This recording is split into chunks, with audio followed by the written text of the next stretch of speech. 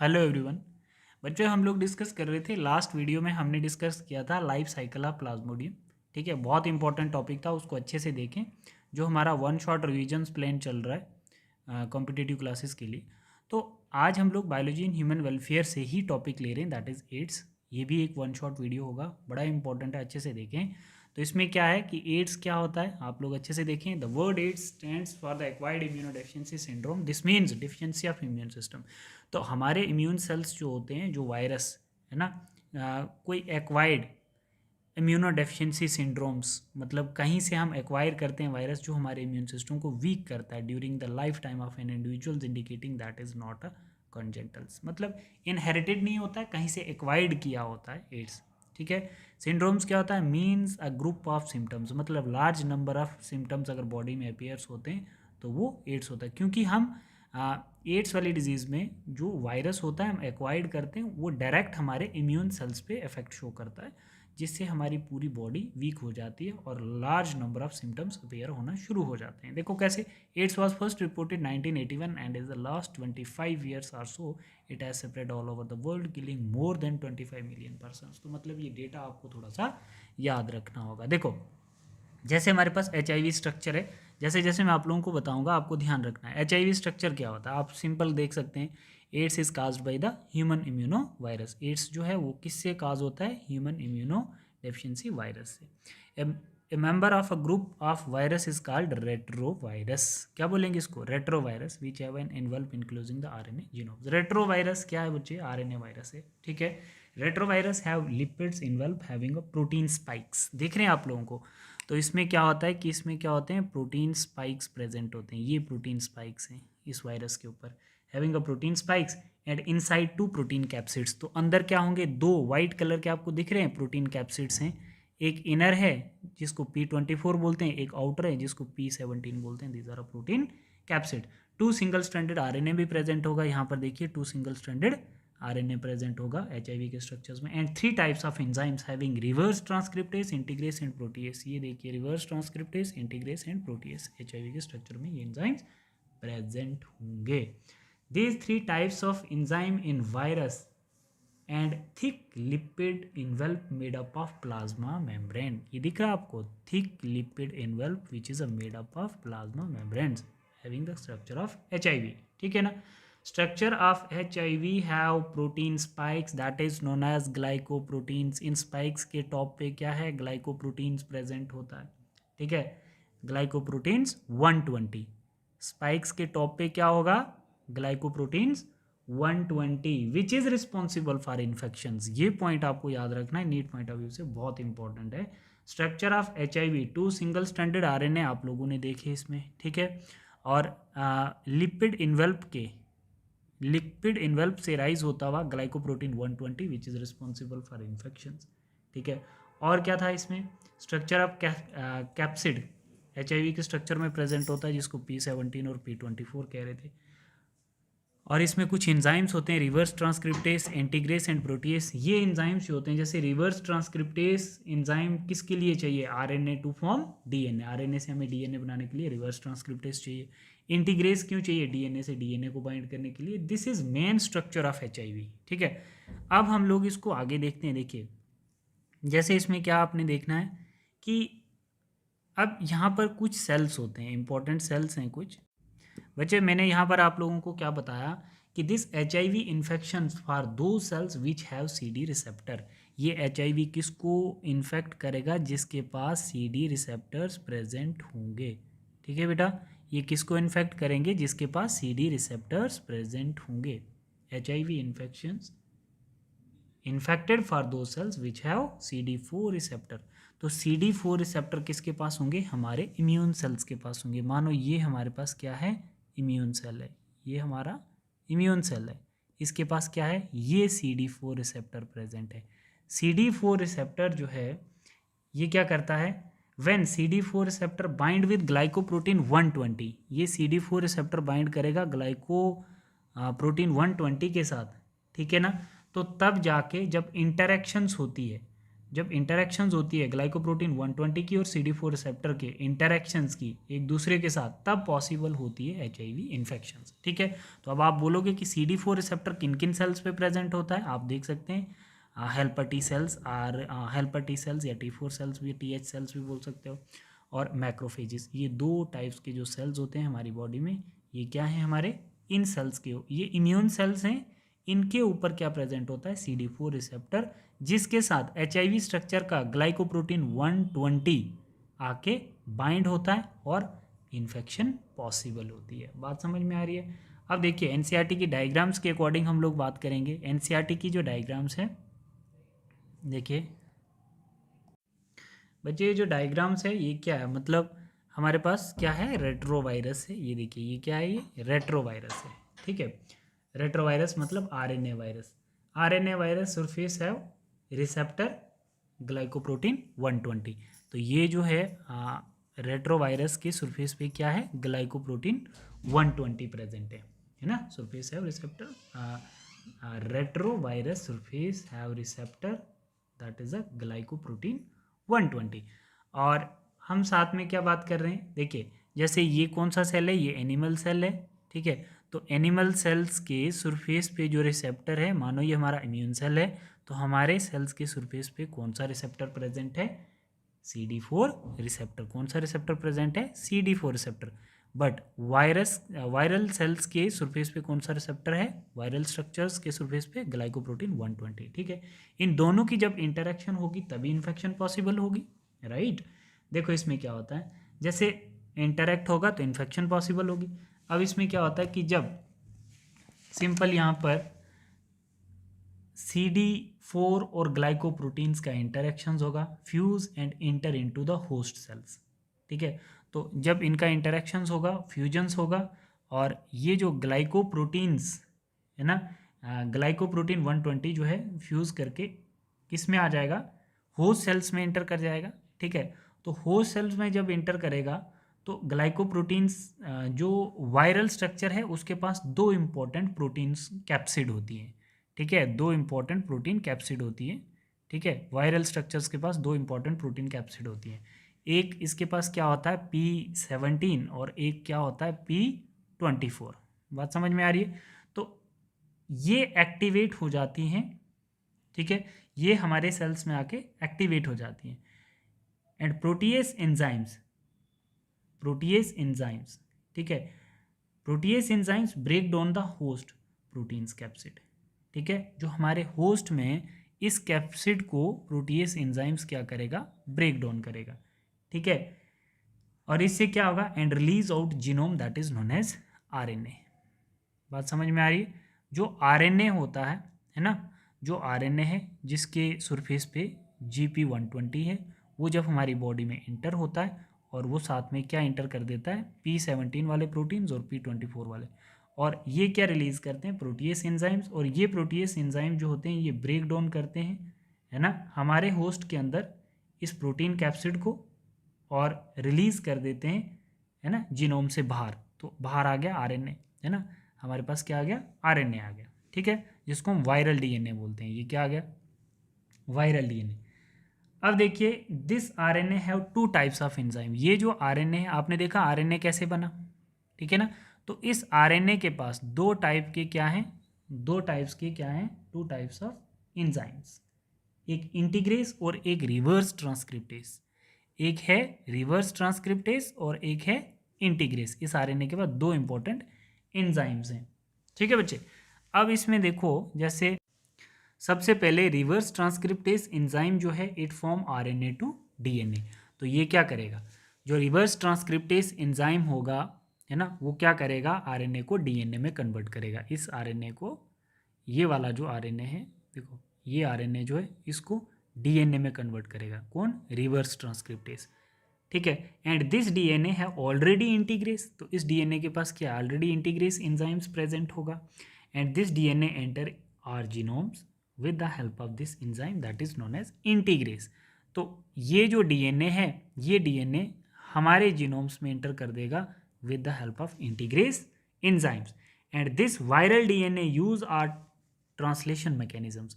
और ये बॉडी में क्या आ गया, ये वायरल डीएनए आ गया और हमारे मशीनरी को यूज़ कर रहा है ना, translation machinery to divide and form mRNA.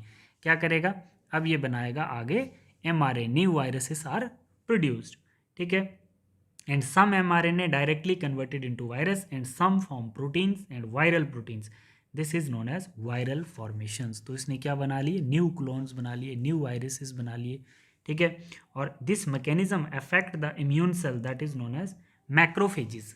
देखना बच्चे, ये जो मैकेनिज्म है ये अफेक्ट करेगा हमारे इम्यून सेल्स को। इम्यून सेल्स में कहाँ पर, मैक्रोफेजिस और टी हेल्पर सेल्स में। कहाँ कहाँ, जैसे किस किस को अफेक्ट करेंगे ये वायरस, मैक्रोफेजिस को, हमारे इम्यून सेल्स को, और टी हेल्पर सेल्स, दोनों ही इम्यून सेल्स हैं, macrophages and helper T sales. But होता क्या है कि जो हेल्पर टी सेल्स में है ये वायरस हेल्पर टी सेल्स को क्या कर देते हैं, ब्रस्ट कर देते हैं। जैसे हमारे हेल्पर टी सेल्स के अंदर वायरस की नए नए कॉपीज़ बनती जाएंगी और हमारे मैक्रोफेजिस जो होंगे वो क्या हो जाएंगे, सॉरी हेल्पर टी सेल्स जो होंगे वो ब्रस्ट हो जाएंगे। बट जो मैक्रोफेजिस होते हैं वो ब्रस्ट नहीं होते हैं, तभी इनको बच्चे हम लोग क्या बोलते हैं, HIV फैक्ट्री भी बोलते हैं इनको, क्योंकि ये ब्रस्ट नहीं होते हैं, ठीक है। ये उनको खाते भी रहते हैं।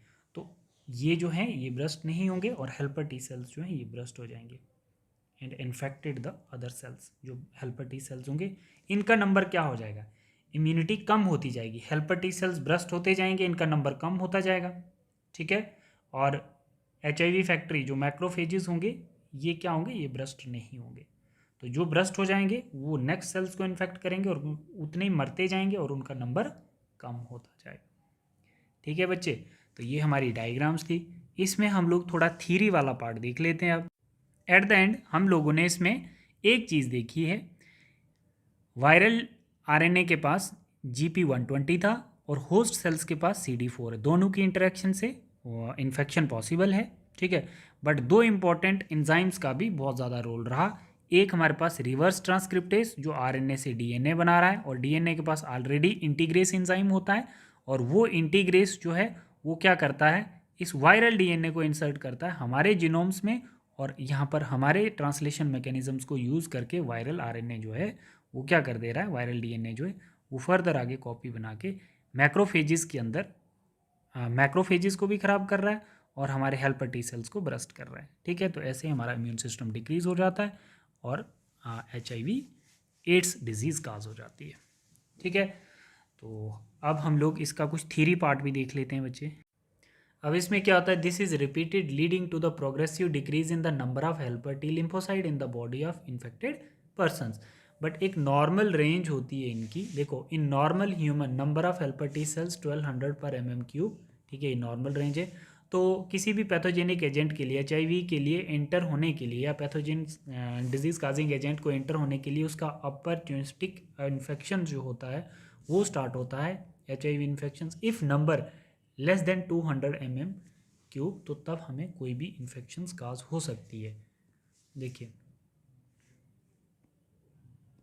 हमने लाइफ साइकिल देखा है HIV का, तो कैसे हम लोग देखेंगे इसको। देखिए after getting into the body of the persons, HIV है ना, the virus enter into the macrophages where RNA genomes of the virus replicate to form viral DNA with the help of enzyme reverse transcriptase, isn't it? This viral DNA get incorporated into the host cells DNA and direct the infect cells to produce virus particles. The macrophages continue to produce virus and in this way act like a HIV factory. Simultaneously HIV enter into the helper T cells, है ना, replicate and produce progeny virus. The progeny virus released in the blood attack other helper T cells. यही बात हम लोग life cycles में देख रहे थे, जो अकॉर्डिंग टू NCERT हम बात कर रहे थे, ठीक है बेटा।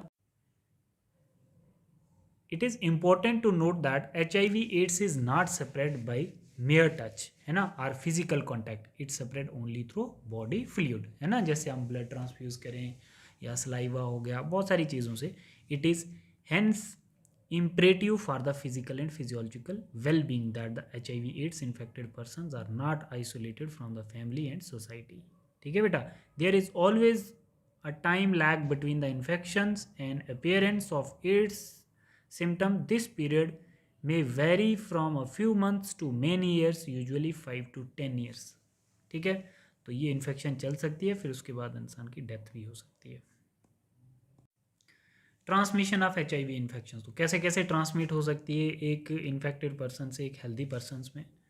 Sexual contact with infected person सभी जानते हैं, by transfusion of contaminated blood and blood products. Blood product का मतलब जैसे हम लोग सिरिंज नीडल्स वगैरह यूज़ करें, या जैसे जिसमें ब्लड हम लोग ट्रांसफ्यूज़ करते हैं तो वो सेम यूज़ कर दें इन्फेक्टेड का नॉर्मल्स को, बाय शेयरिंग इन्फेक्टेड नीडल्स, है ना, in the case of intravenous drugs abusers, ठीक है, from infected mother to her child through placenta.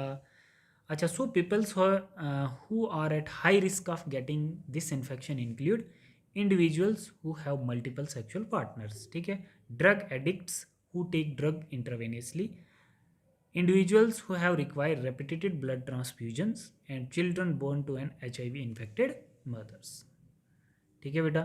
तो जो रेगुलर ब्लड ट्रांसफ्यूजन्स होती है इंडिविजुअल्स में, तो किसी का इन्फेक्टेड पर्सनस का भी अगर बॉडी में इंसर्ट हो जाता है तो चांस होते हैं, ठीक है। तो ये इसके एब्स्ट्रैक्ट्स हैं जिससे HIV इन्फेक्शन ट्रांसमिट कर सकती है, ठीक। सिम्टम्स क्या होंगे एड्स के?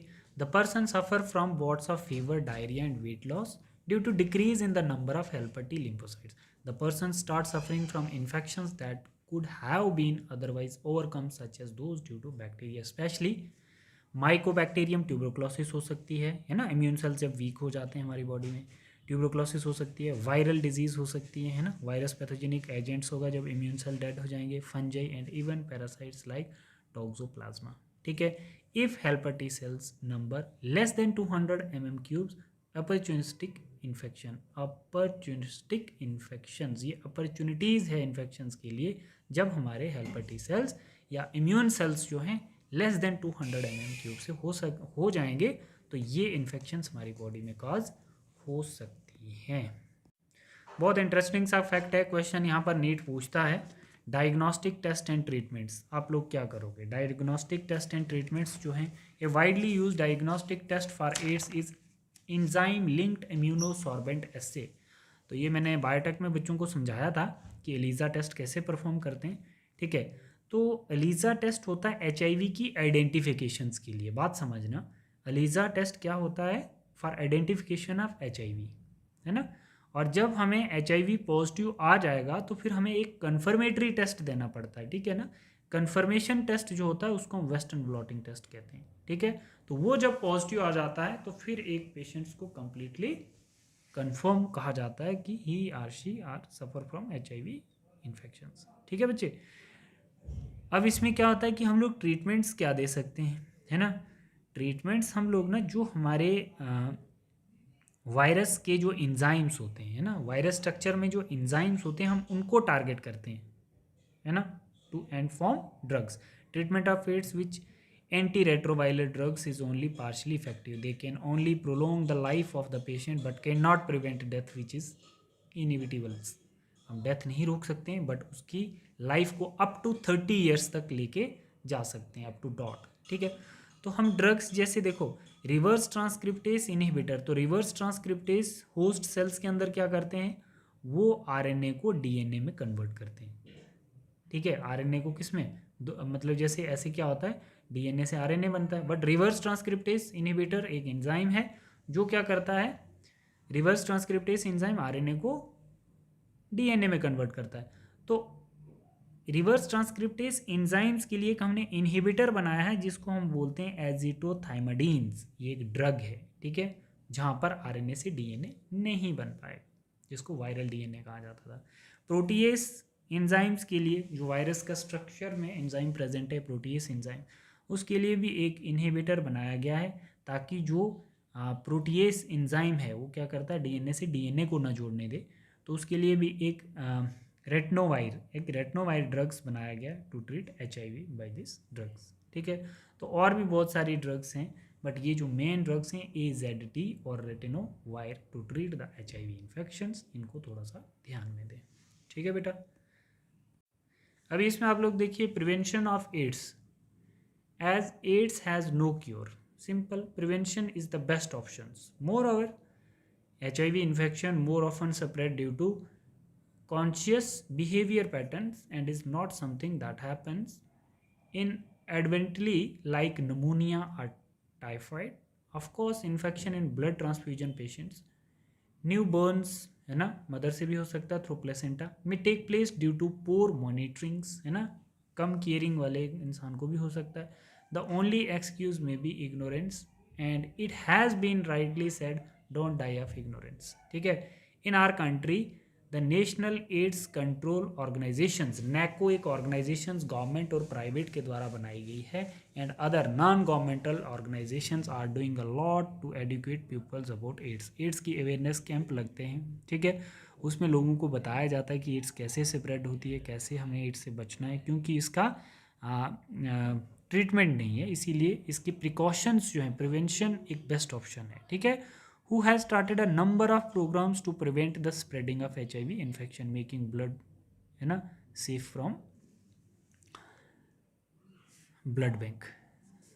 इसी में देखिए अभी बच्चे ये वाली लाइन जो है ना, जो अंडरलाइन की हुई है इन आर कंट्री, ये नैको और एनजीओज बहुत इंपॉर्टेंट है प्रिवेंशन ऑफ एड्स के लिए। एक नॉन गवर्नमेंटल ऑर्गेनाइजेशन कंट्रोल बनाया गया है और एक गवर्नमेंटल ऑर्गेनाइजेशंस भी बोल सकते हो आप उसको, नेशनल एड्स कंट्रोल ऑर्गेनाइजेशंस और नॉन गवर्नमेंटल ऑर्गेनाइजेशंस। ये दोनों एनजीओज जो हैं बच्चे, ये किस चीज़ के लिए हैं? Prevention of AIDS disease.